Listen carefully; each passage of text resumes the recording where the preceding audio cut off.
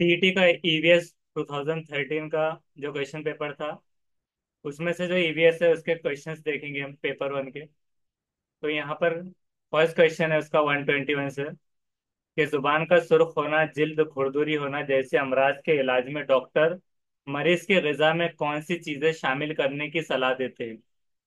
मतलब जुबान लाल होना, जिल्द खुरदुरी होना, ऐसे जो मर्ज होते हैं, तो उसके इलाज के लिए मरीज की ग़िज़ा में कौन सी चीजें शामिल करने की सलाह देते हैं। तो ऑप्शन है कि आंवला, नींबू, संतरे, अखवा वाले अनाज, दूध, सार्क, लेवर ऑयल और कार्ड लीवर ऑयल। उसके अलावा दालें, पत्तेदार सब्जियां, दूध, पत्तेदार सब्जियां, पके हुए फल, पीले फल, या गाजर, पपीता, दूध। Option third. Option third. Third. अब इसको ऑफिशियल आंसर की के हिसाब से भी हम चेक करते चलेंगे। तो थर्ड बिल्कुल सही जवाब है, कि इस जैसे अमराज में दालें, पत्तेदार सब्जियां और दूध का इस्तेमाल करने के लिए डॉक्टर सलाह देते हैं। उसके बाद नेक्स्ट है 122। झैल के मुतबादिल में हैवानात को उनकी आमतौर पर हयात की उतरती तरतीब में रखने पर शुरू से लेकर दूसरे मुकाम पर आने वाला हैवान कौन सा है। मतलब जैसे चढ़ती तरतीब एक होती है और एक उतरती तरतीब। तो चढ़ती तरतीब मतलब असेंडिंग ऑर्डर, मतलब A to Z मैनर में। और उतरती मतलब उल्टा। तो अगर उतरती तरतीब में रखने पर शुरू से दूसरे मुकाम पर आने वाला हैवान कौन सा है। शुरू से दूसरा यानी डिसेंडिंग ऑर्डर में सेकेंड पोजीशन पे कौन सा आएगा। शतुरमुर्ग, घरेलू मक्खी, कुत्ता और हाथी। कौन सा कुत्ता, और उसके अलावा ऑप्शन फर्स्ट। शतुरमुर्ग। और किसी को याद है कि डायरेक्टली असेंडिंग और डिसेंडिंग ऑर्डर। असेंडिंग ऑर्डर याद है, हयात की उतरती तरतीब।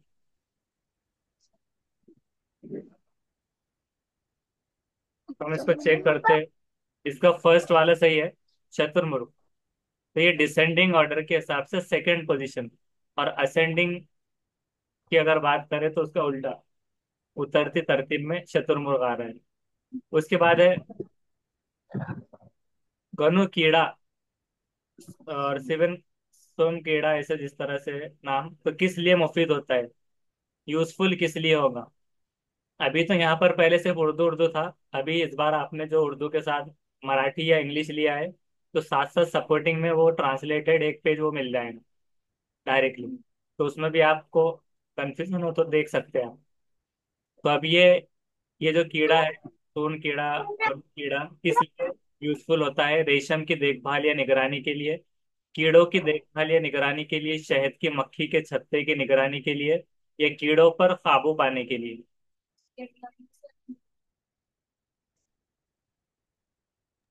Option fourth.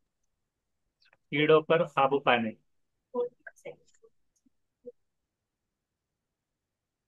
चेक करते हैं 123। उसका फोर्थ बिल्कुल सही है, कीड़ों पर काबू पाने के लिए, मतलब एक कंट्रोल करने, एज अ गार्ड, के कीड़ों पर काबू पाने। गनु कीड़ा, सुन कीड़ा, ये इस्तेमाल में आता है। तो शहद की मक्खी की निगरानी नहीं है, देखभाल या निगरानी भी नहीं है, काबू पाने। इंसानों के कितने दांत गिरकर दोबारा नए दांत आते हैं। 32 गिरते हैं पूरे, 28, 20 या 14। थर्ड 28। 20। कौन सा 28। 20, हाँ 20 राइट है, ऑनलाइन से जवाब दिए कि 20 दांत गिरकर वापस से नए दांत आते हैं। हाँ, बाद में अक्ल दाढ़ बाद में आ जाती है किसी किसी को।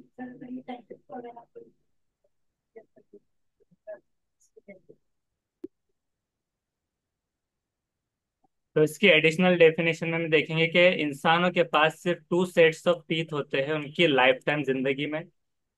20 प्राइमरी बेबी टीथ होते हैं, तो इसको बेबी टीथ कह दिया जाएगा, 20 प्राइमरी जो बुनियादी।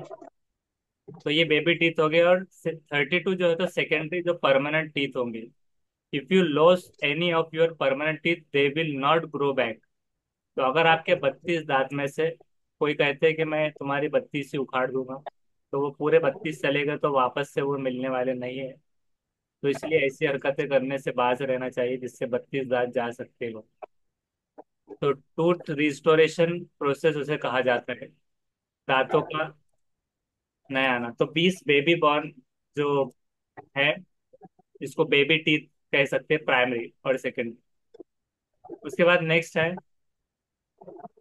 पीतल के बर्तन। जो पीतल के बर्तन है तो कौन से धातु की मिलावट से तैयार करते हैं?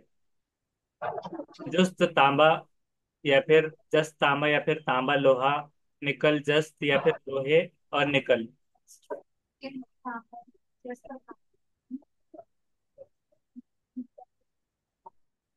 Option first.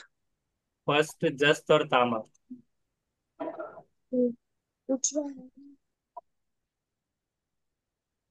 देखते हैं उसका जवाब। तो फर्स्ट बिल्कुल सही है। जस्त और तांबे के धातुओं के मिलावट से तैयार करके बनते हैं पीतल। उसके बाद है कि जैल के मुतबादिल में मुनासिब बयान कौन सा है, मतलब जो सही है, अच्छा बयान। सभी बैक्टीरिया नुकसानदा होते हैं, सारे बैक्टीरिया नुकसानदा होते हैं, तो ऐसा तो नहीं हो सकता ना बाबा। तमाम बैक्टीरिया फायदेमंद होते हैं, ऐसा भी नहीं हो सकता। कुछ बैक्टीरिया नुकसानदा और कुछ फायदेमंद होते हैं। और उसके बाद एक और कि बैक्टीरिया और वायरस मसावी जसामत के होते हैं, मतलब उसका जो लेंथ है या फिर सेम उतने ही होते हैं लंबाई चौड़ाई में। थर्ड हो सकता है। Option third. थर्ड उसका ऑप्शन। बिल्कुल सही है। कुछ बैक्टीरिया नुकसानदा और कुछ फायदेमंद होते हैं। उसके बाद में है स्टेनलेस। स्टेनलेस स्टील में, स्टेनलेस स्टील मतलब क्या होता है? स्टेनलेस स्टील, स्टेनलेस स्टील में कौन से मादे से चमकीलापन आता है, मतलब उस पर स्टेन्स नहीं लग पाते। तो स्टेनलेस स्टील में कौन से मादे से चमकीलापन आता है, चमकता क्यों है? निकल, या फिर निकेल, या जस्ट, या फिर ग्रेफाइट। Option first. फर्स्ट। तो फर्स्ट बिल्कुल सही है। तो स्टेनलेस स्टील के बारे में हम पढ़ेंगे। स्टेनलेस स्टील ये क्या होता है, और एलॉय किसका होता है? तो स्टेनलेस स्टील को कहा जाता है इनॉक्स भी, इस तरह से। और ये एलॉय ऑफ आयन होता है, रस्टिंग एंड कोरोजन के लिए। तो आयन, क्रोमियम, और कुछ केसेस में निकल एंड सम मेटल का बना होता है, इस तरह। Green material. अगर उसकी इमेज आपको बताई जाए तो देखिए, इसको बोलेंगे स्टेनलेस स्टील से बना हुआ। तो स्टेनलेस स्टील पाइप्स, इस तरह। तो वो चमक जो होती है तो निकल की वजह से उसमें चमक आ जाती है। क्लियर? ठीक ठीक।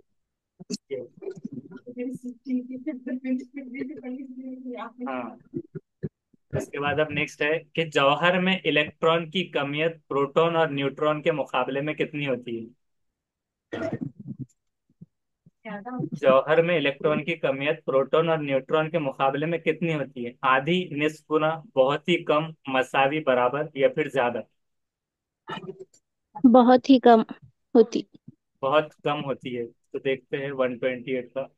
सेकंड बिल्कुल सही है, बहुत कम होती है जौहर। नेक्स्ट है जैल के मुतबादिल में कुदरत का सफाई कामगार कौन है? जैसे कि कामगार जो होते हैं साफ सफाई करने वाले, तो कुदरत का सफाई कामगार सांप, चमगादड़, दीमक या चील। अब चील जो है तो देखो, जो मुर्दा जानवर है उनको खाती है, तो एक सफाई के हिसाब से। चमगादड़ किसको खाती है? सांप किसको? और दीमक। दीमक। दीमक, दीमक लकड़ी में भी लग जाती है। तो उसका देखते हैं, उसका है थर्ड, दीमक सही जवाब। कुदरत का सफाई कामगार, तो उसको हम क्या कह सकते हैं इंग्लिश में? नेचुरल क्लीनिंग इंसेक्ट, ऐसा हम डाल के देखते हैं।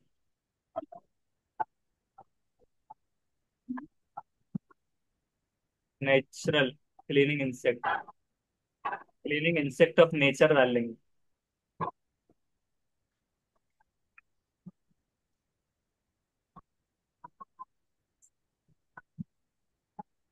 अब 100 इसमें बराबर से वो नहीं है पर।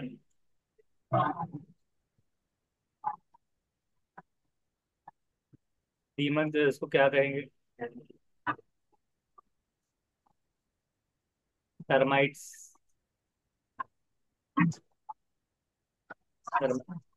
तो टर्माइट के बारे में अगर हम पढ़े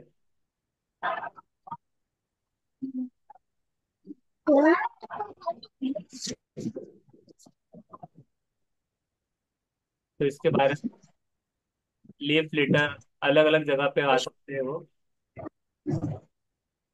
तो मगर उसको कुदरती जो है तो कामगार कहा गया। इसके बारे में और बाकी डिटेल और पढ़ लेना है अपने। कुदरत का सफाई कामगार।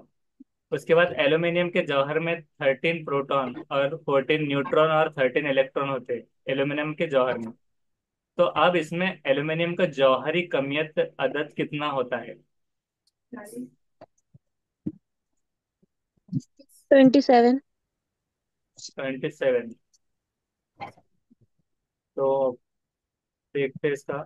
उसका थर्ड 27 सही है कि एल्यूमिनियम के जौहर में 13 प्रोटॉन, 14 न्यूट्रॉन और 13 इलेक्ट्रॉन होते हैं। तो एल्यूमिनियम का जौहरी कमियत अदद होता है 27।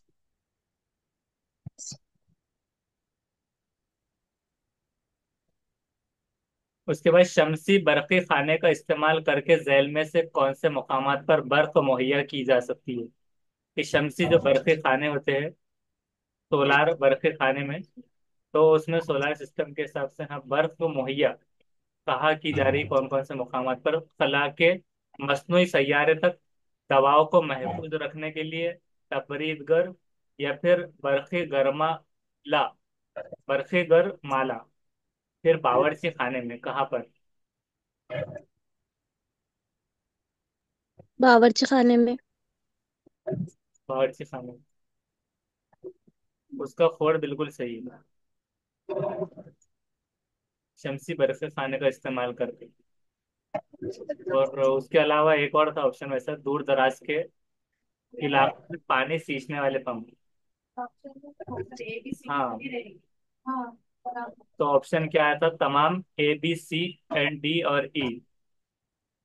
मतलब अब जब बर्फ आ ही गई, मतलब बन गई, तो अब ऐसा लगता है कि खला में क्यों भेजा जाएगा मसनूई मसनूई सैयारे तक। तो ये दिमाग में नहीं आता। और दवा को महफूज रखने के लिए और बर्फी गरमाला, बावर्ची खाने, दूर दराज के इलाकों में पानी सींचने वाले पंप तक। तो वो जब बर्फ बन ही गई तो सब तरफ में इस्तेमाल हो जा रही है। तमाम ए सी डी और ई, पांचों। नेक्स्ट है कि आलमी यौम सेहत कौन से दिन मनाया जाता है? World health day.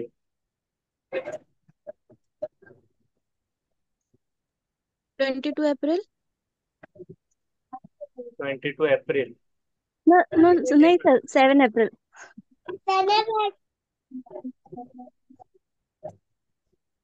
उसका है 4 7 अप्रैल। सही जवाब। जिन्होंने ये जवाब देकर आया तो उनका भी सही निकला। उसके बाद नेक्स्ट है कि राज्य विज्ञान शिक्षण संस्था इदारा कहाँ पर होता है? पुणे, नागपुर, मुंबई, औरंगाबाद। नागपुर। नागपुर। उसका है सेकंड बिल्कुल सही, नागपुर में। सही जवाब। उसके बाद है झैल में से कौन सा बयान सही है?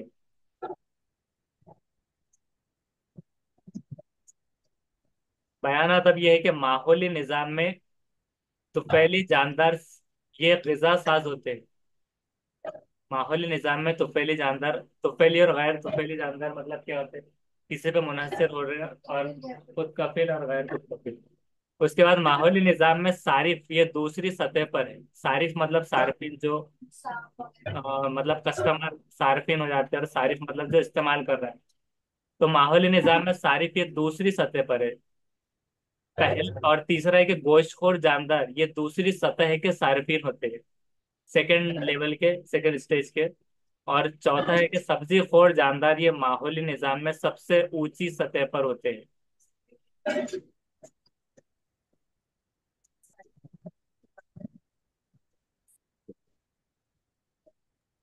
कौन सा हो सकता है? Option third.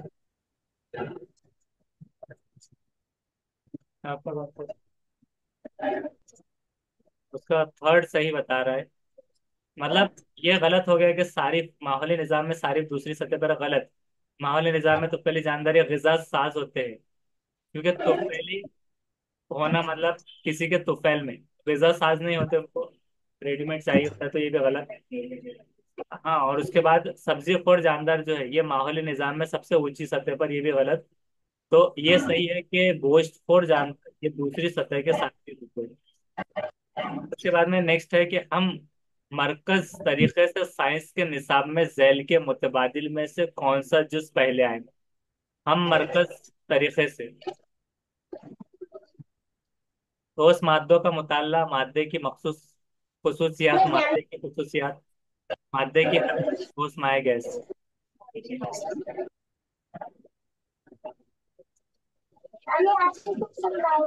Option third.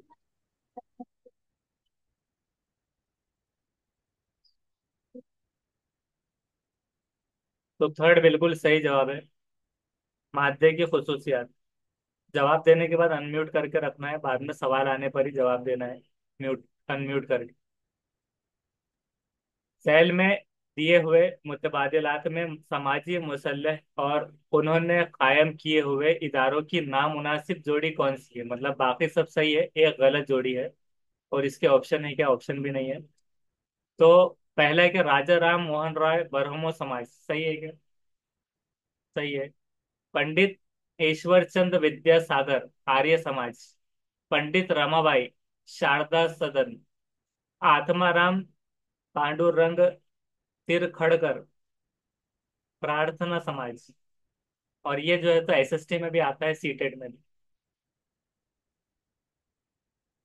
समाजी मुसल्लह और उन्होंने नामुनासिब जोड़ी।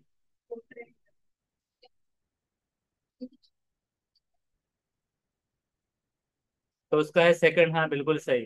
कि पंडित ईश्वर चंद्र विद्यासागर आर्य समाज से नहीं थे, तो ये गलत जोड़ी हो गई। बाकी को याद कर लीजिए, राजा राम मोहन राय ब्रह्मो समाज सही है, पंडित रमाबाई शारदा सदन ये भी सही है, और आत्माराम पांडुरंग तिरखड़कर प्रार्थना समाज। अब देखिए, इसको याद क्या रखना है कि आत्मा को शांति मिले उसके लिए प्रार्थना की जाती है। तो इसके लिए मतलब प्रार्थना ये याद हो गया, पंडित रमाबाई शारदा सदन। तो इसमें तो कुछ हिंट नहीं दिख रही, आपको खुद बना देना है। और राजा राम मोहन राय तो ये ब्रह्मो समाज के हैं, लेकिन ये नहीं है। तिर खड़कर। अब नेक्स्ट है कि जवाबी ताउन का ऐलान करने वाले झैल में से कौन है। जवाबी ताउन का ऐलान किसने किया था? महात्मा गांधी, पंडित जवाहरलाल नेहरू, लोकमान्य तिलक, दादा भाई नौरोजी। कौन से? पक्का है जवाबी ताउन? Option two. कौन से ऑनलाइन से बची?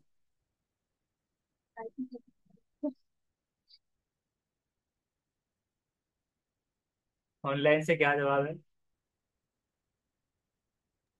Option two. पंडित जवाहरलाल नेहरू। उसका थर्ड है लोकमान्य तिलक। हाँ, तो जवाबी ताउन का ऐलान करने वाले लोकमान्य तिलक है। नेक्स्ट है कि मोरने देव का किला और खेलता किला, इनको छत्रपति शिवाजी महाराज ने बाल तरतीब कौन से नाम आश्चर्य नव दिए हैं। मतलब न्यू नेम कौन से दिए मोरने देव का किला और खेलता किला? रायगढ़, विशालगढ़, विशालगढ़ राजगढ़, रायगढ़ को प्रतापगढ़, प्रतापगढ़ को रायगढ़।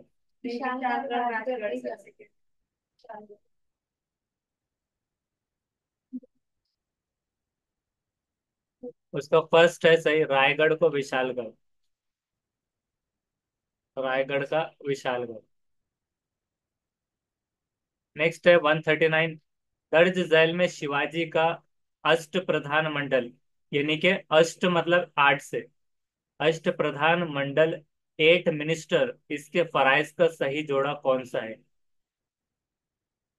और इसमें ऑप्शन ज्यादा नहीं है। पंडित राव, रियासत के मुरासलात निजाम की देखभाल करना, सचिव, शाही ऐलान की तैयारी करना, आमतीय, गैर मुल्की ममालिक से ताल्लुकात, सुमंत, हिसाब संभालना।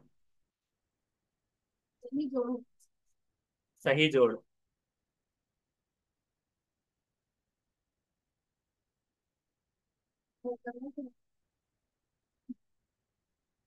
उसका है सेकंड सही जवाब, सचिव, शाही ऐलान की तैयारी करना। उसके फराइज का सही जोड़ा अष्ट प्रधानमंडल का, तो सचिव शाही ऐलान की तैयारी करना। हाँ। नेक्स्ट है, इंसानी इर्तिका में सीधी हड्डी वाला इंसान जैल के मुतबादिल में से कौन सा है? एफ, होमोस्पियन, चिंपांजी, या होमो एरेक्ट्स। होमो एरेक्ट्स, सीधी हड्डी वाला इंसान, ये एफ है।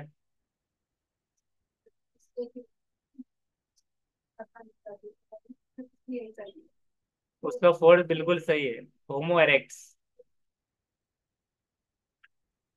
होमो एरेक्ट्स। ये देखो, जब भी हम होमो लिखते हैं तो यहाँ पर,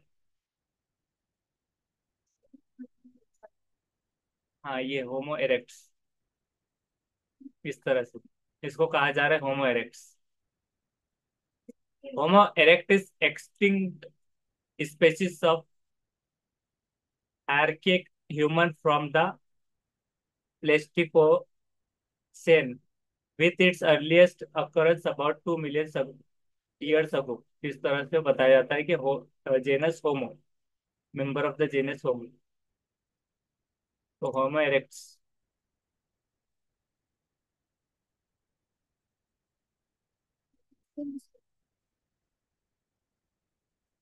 होमो, हाँ तो सीधी हड्डी वाला ये होमो इरेक्ट का आ गया। और चिंपांजी को तो आपने देखा वही है। हाँ, होमो स्पेन। और ये होमो स्पेन ये वाली, ये उसकी इमेज है एक हिसाब से। मतलब सीधे तरह पर जो है तो होमो इरेक्ट कहा गया सीधी हड्डी में। होमो हैबिटेट ये पूरे है, होमो स्पेनिस, तो ये क्यों नहीं आया पहला? मॉडर्न ह्यूमन को कहा गया, थिंकिंग मैन। नहीं, ये तो ह्यूमन का आ गया। और होमो स्पेन किसको कहा जाता है? लैटिन वर्ड है ह्यूमन के लिए, होमो और मैन। और Spence is derive from Latin word wise और एस्ट्यूट, इस तरह से। और उसको अभी आजकल मॉडर्न ह्यूमन कह दिया गया। तो अब सवाल क्या था? और अगर पहले पूछता है कि वर्ल्ड्स फर्स्ट ह्यूमन कौन सा था, तो होमो हेबिलिस कहना है। हैंडीमैन, होमो हेबिलिस। हाँ ये वाला, होमो हेबिलिस।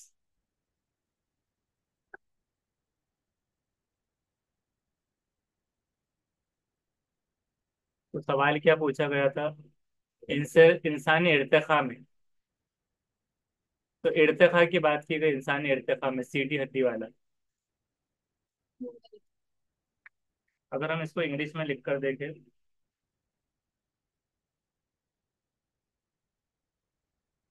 सीधी हड्डी को क्या बोलेंगे? Straight bone.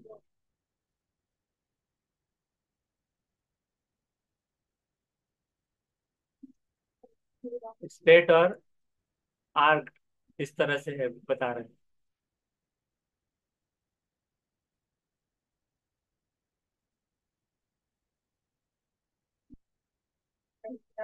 फर्स्ट ह्यूमन था जो कि वॉक अपराइट डायरेक्शन में आता, lived longer than we previously thought, इस हिसाब से। तो ये पूरा पढ़ लेना, इसके ताल्लुक से और ज्यादा भी पूरा इंसानियत का शामिल है। उसके बाद है, जमीन पर सूरज मशरिक में तुलू होता है और मगरिब में गुरूब होता है, इसकी वजह क्या है? जमीन अपने महवर पर मशरिक से मगरिब की जानिब गर्दिश करती है इसलिए, या फिर जमीन अपने महवर पर मगरिब से मशरिक की जानिब गर्दिश करती है, ये जमीन अपने महवर पर गर्दिश करते हुए सूरज के गिर्द गर्दिश करती है, ये सूरज की जाहिरी गर्दिश की वजह से। तो क्या रहेगा ऑनलाइन से बताइए। Option third. हाँ तो उसका थर्ड गलत जवाब है सबका, सेकंड बता रहा है। जमीन अपने महवर पर मगरिब से मशरिक की तरफ गर्दिश करती है, ऐसा बता रहा है। ऑनलाइन में रॉन्ग भी हो सकता है वैसे तो, क्योंकि फोर्थ तो इसलिए गलत है क्योंकि सूरज तो गर्दिश नहीं करता, और जमीन अपने महवर पर मशरिक से मगरिब की। तब हम इसको ये डाल के देखना है कि जमीन पर सूरज मशरिक में तुलू होता है।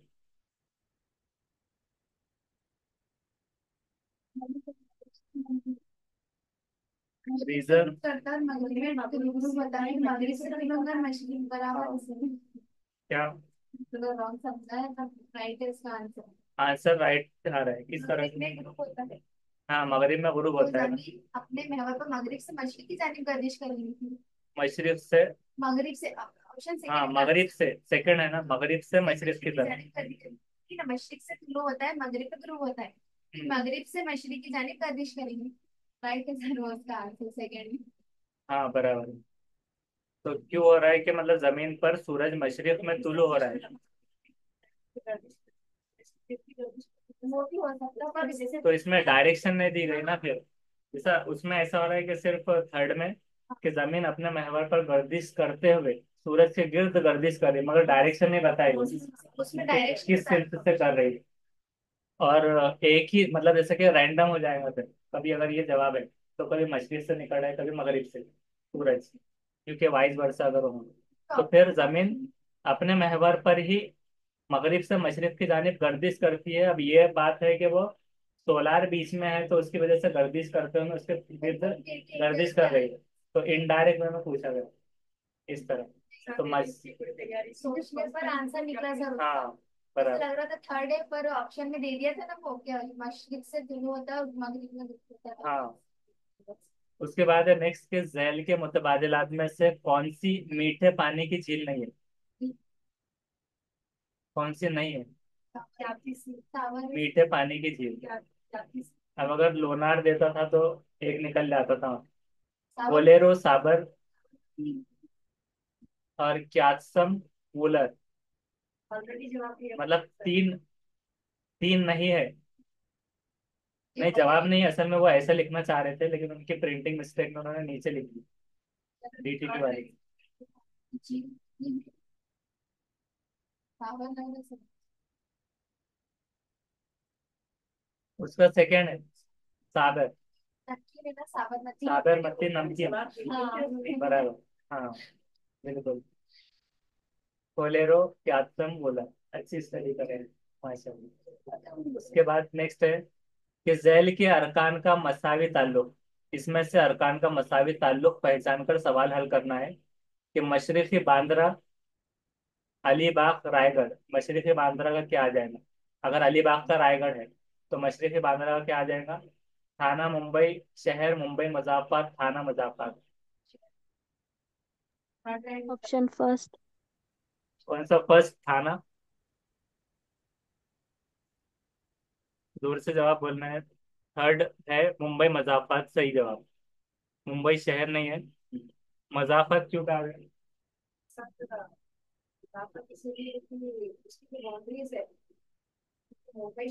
मजाफत का मतलब क्या निकलेगा? तो इसका ये होमवर्क में सबको निकाल के रखना है, टाइम कम है, 7 सवालात करना है अभी जल्दी।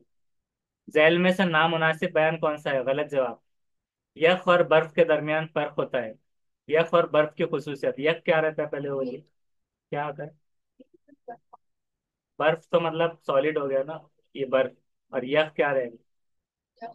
यख गैर शफाफ और बर्फ शफाफ होता है, काफी बुलंद इलाकों में आबे बारह बर्फ की शक्ल में बरसता है, तो मतलब शायद वो बारिश के हिसाब से यह होगा कि यह और बर्फ के दरमियान फर्क होता है। यह गैर शफाफ होता है और बर्फ शफाफ। काफी बुलंद इलाकों में आबे बारह बर्फ की शक्ल में बरसता है। उसका सेकंड बिल्कुल सही है। यह और बर्फ की खुसूसियत मसावी होती है। दोनों में मसावी होती है, फर्क नहीं होता मतलब। तो वो भी शफाफ होंगे यार। अब है, मरकजी इक़्तिदार वाली रियासत आसाम की सरहद से कुल कितनी रियासतों की सरहदें मिलती है? मरकजी इक़्तिदार वाली रियासत कितने मिलती है रियासतों की सरहदें आसाम से?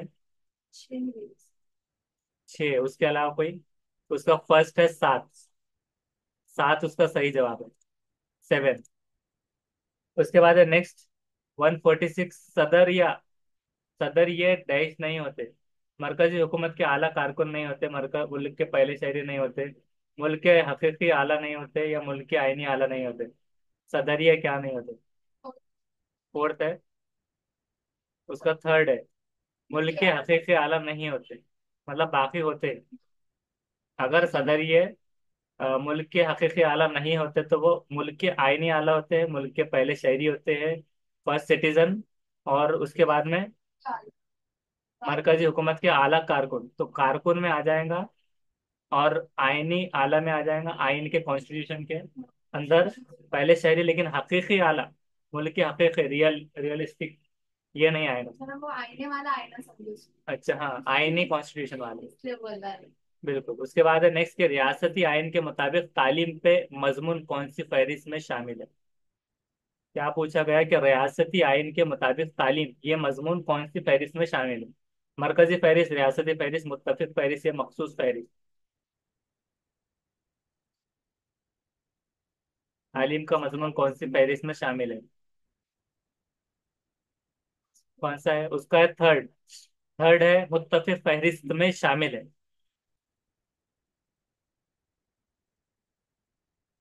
तालीम ये मजमून मुत्तफिक फहरिस्त में। उसके बाद है, झैल के मुतबादिलात में से गुरोह में शामिल ना होने वाला मुतबादिल कौन सा है? WHO, वर्ल्ड हेल्थ ऑर्गेनाइजेशन, आलमी सेहत तंजीम, या फिर आलमी कारोबारी तंजीम, वर्ल्ड ट्रेड ऑर्गेनाइजेशन, अनाज और ज़राअत तंजीम, यूनेस्को। फोर्थ है सर, फोर्थ। यूनेस्को, तालीम साइंसी और सकाफती तंजीम। शामिल ना होने वाला, थर्ड है सर, जिरात। उसका सेकंड है, आलमी कारोबारी तंजीम, वर्ल्ड ट्रेड ऑर्गेनाइजेशन। और इसके फुल फॉर्म हम एक बार और देख लेते हैं। WTO का फुल फॉर्म सही निकला है क्या? ट्रेड, तो ट्रेड ऑर्गेनाइजेशन सही है, ग्लोबल इंटरनेशनल ऑर्गेनाइजेशन है जो डील करती है rules of trade between Nations. उसके बाद में दूसरा क्या था? FAO। तो FAO का फुल फॉर्म जो है तो food and agriculture organization of United Nation. तो हंगर इंश्योर करता है पीपल को हाई क्वालिटी फूड के लिए। और जो यूनेस्को है उसका फुल फॉर्म क्या निकलता है? हमेशा से आता है, ये बहुत इंपॉर्टेंट है। United Nations educational scientific and cultural organization. ये 16 नवंबर 1947 45 में, ये याद रखना है इस तरह। और उसके बारे में और डिटेल में भी पढ़ लेना है। तो ये सब आता है मतलब ग्रो में। इसका क्या था? FA होगा, food and agriculture organization. Food and हाँ। एग्रीकल्चर। और ये तीनों आ जाएंगे, लेकिन ट्रेड ऑर्गेनाइजेशन नहीं आएंगे। उसके बाद नेक्स्ट, कि तारीख मजमून की सलासी तंजीम के मुतालिक जेल में से कौन सा बयान सही है? तारीख मजमून की सलासी तंजीम के, सलासी मतलब क्या होता है? तीसरा, सानिया दूसरा, सलासी तीसरा। तो तंजीम के मुतालिक कौन सा बयान सही है? कदीम, जदीद और वस्ती दौर में तकसीम करने पर उसे मुकाम के लिहाज से तंजीम कहते हैं, या फिर सियासी, समाजी और माली तकसीम करने पर उसे मजमून के मुताबिक तंजीम कहते हैं? या सिर्फ एक दो, एक, या फिर दो, या फिर A और B, कोई भी नहीं? सिर्फ दो और कोई? उसका सेकंड वाला सही है, सिर्फ दो। मतलब सियासी, समाजी और माली तकसीम पर उसे मजमून के मुताबिक तंजीम कहते हैं, ये सही है। और ये नहीं है, मुकाम के लिहाज से तंजीम कहते हैं, ये गलत। कदीम जदीद और वस्ती नहीं देखना है, सियासी समाजी और माली तकसीम पर। उसके बाद है नेक्स्ट, आखिरी सवाल इसका, ये आखिरी रहेगा। झैल में से माफिल के अरकान के मुतालिक कौन सा बयान सही है? बारिश, तूफान, जलजले जोग्राफियाई अरकान है। पहाड़, नदी, समंदर जोग्राफियाई अरकान है। गांव, शहर ये समाजी अरकान है। इंतखाबाती सकाफती अरकान है। कल्चरल है, इंतखाबी। गांव और शहर समाजी अरकान है। सही पक्का? उसका थर्ड बिल्कुल सही है, गांव शहर ये समाजी अरकान है। हाँ, बाकी सारे गलत।